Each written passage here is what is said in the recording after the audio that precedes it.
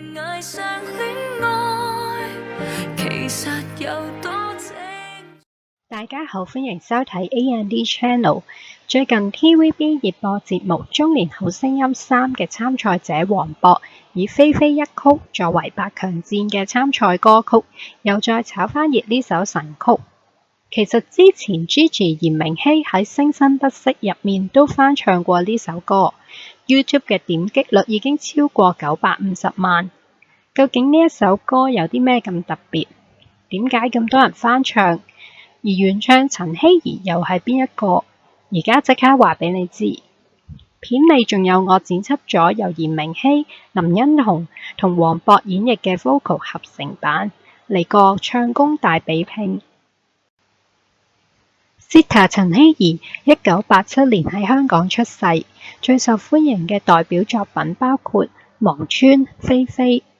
佢喺2011年加盟星娛樂正式出道，同年包攬多個樂壇頒獎禮嘅新人獎，包括10大勁歌金曲最受歡迎女新人金獎、叱咤樂壇新力軍女歌手銅獎，以及新城勁爆年度新人王等。2012年，佢轉投到黃柏高嘅旗下。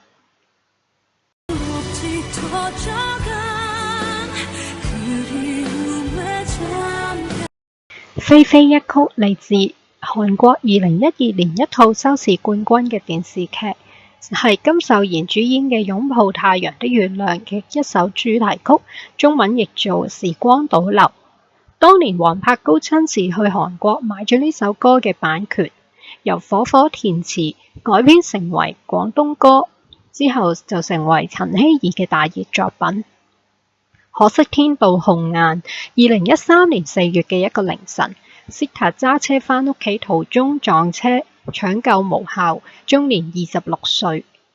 10幾年嚟翻唱菲菲嘅歌手有增冇減，包括星夢傳奇冠軍 Gigi 炎明熹、超級巨聲2冠軍林欣彤、吳若希、黎瑞恩，中年好聲音2嘅參賽者陳如飛。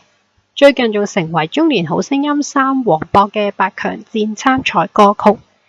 事不宜遲，即刻為大家送上炎明熹、林欣彤同黃渤嘅 vocal 合成版。愛上你，總會流言蜚蜚。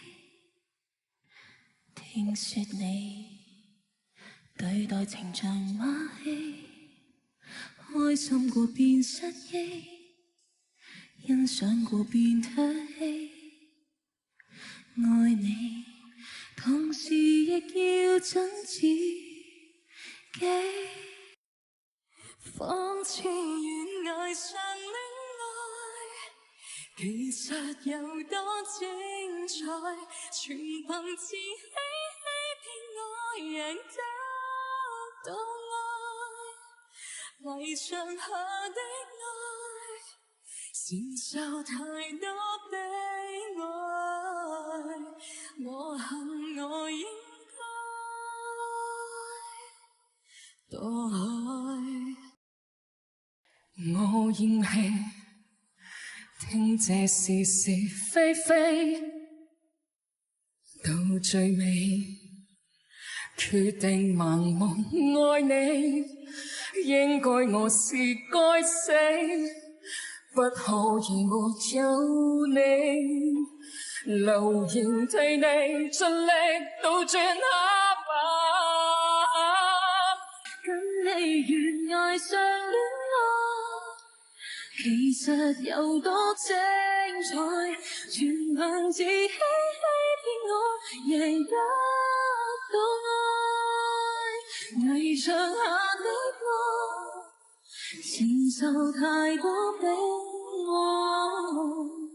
我恨我應該放開。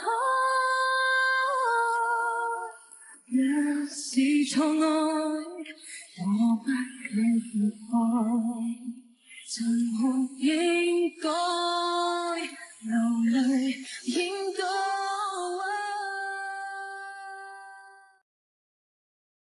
苦澀無味的戀愛，難道有天花開，埋沒自主心這過程，可有愛？流螢下的愛，前面太多的比賽，注定要分開，放開。